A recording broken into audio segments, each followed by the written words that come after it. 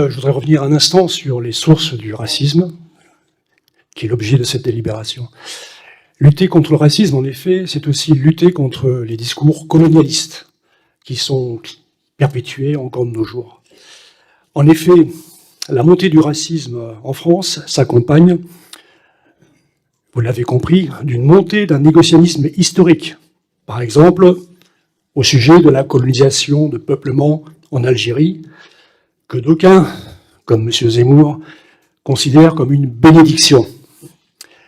Les préjugés ethno-raciaux encore ancrés dans notre pays sont directement liés à des récits historiques inexacts tirés du roman national de la Troisième République, comme le mythe autour de la bataille de Poitiers et de sa pseudo-dimension civilisationnelle.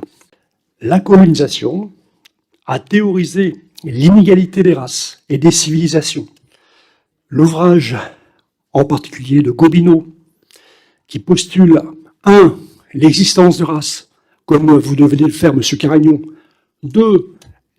Une inégalité entre ces soi-disant races, a inspiré les idéologues racistes du XIXe siècle, puis du XXe siècle, à la date en 1843, date où Bugeaud, en Algérie, exterminait et asphyxiait des communautés villageoises entières lors d'enfumades, comme celle du Dara en 1845.